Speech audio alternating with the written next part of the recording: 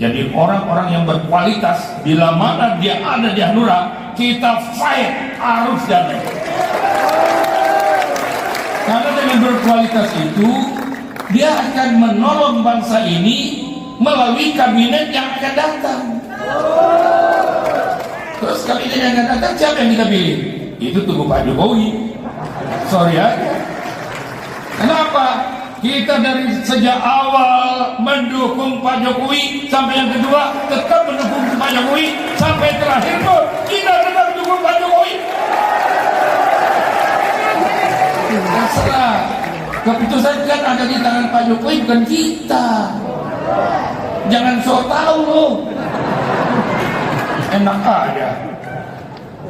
Tuduh lagi presiden itu ikut-ikutan, istana ikut-ikutan, kekuatan besar ikut-ikutan. Lah urusannya apa dengan saya? Hati-hati nanti, karena ini yang pengen ikut pilpres kan banyak, padahal calonnya nggak tahu nanti bisa 4 pasang, 3 pasang atau 2 pasang, nggak ngerti kita.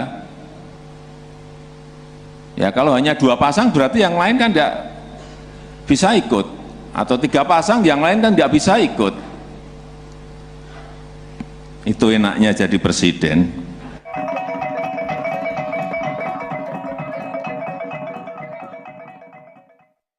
Assalamualaikum warahmatullahi wabarakatuh.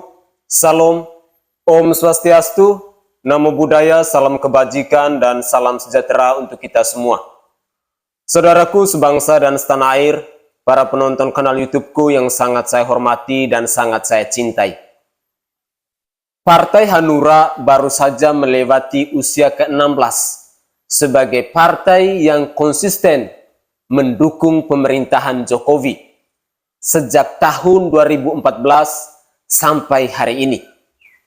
Itu berarti separuh usia dari Partai Hanura yang dahulu lekat dengan sosok Jenderal Purnawirawan Wiranto itu didedikasikan buat mendukung Joko Widodo dan koalisi pemerintahannya.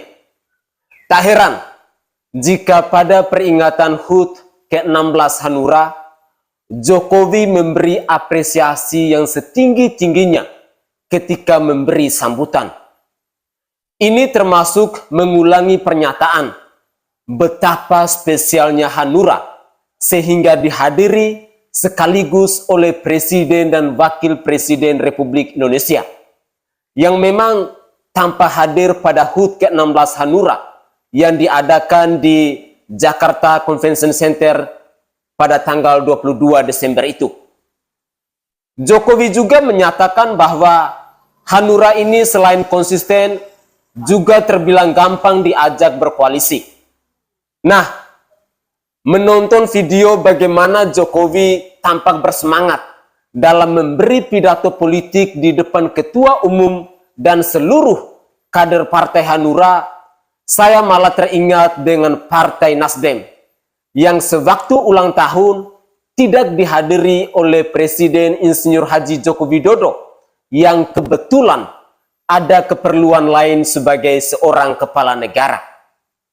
Kini semakin saya melihat perbandingan ketika beberapa partai mengadakan peringatan ulang tahun, mulai Golkar, Perindo sampai Hanura, saya semakin yakin bahwa hari itu memang ada sesuatu yang mengganjal di hati Joko Widodo sampai tidak bisa menghadiri peringatan HUT Nasdem yang ke-11 yang diadakan beberapa waktu lalu itu.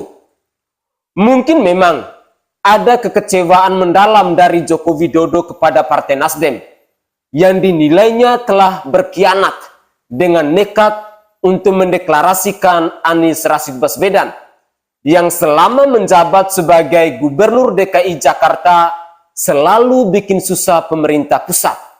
Bahkan dalam proses Pilgub DKI Jakarta 2017 yang lalu diwarnai aksi pemenjaraan Basuki Cahayapurnama atau Ahok yang bisa dibilang sohib Jokowi sejak keduanya berduet untuk maju Pilkada DKI Jakarta pada tahun 2012 silam.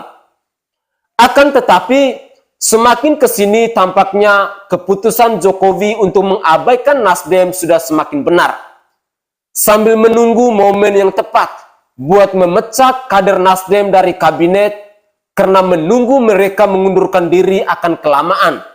Karena tampaknya ada yang belum menyadari kesalahannya.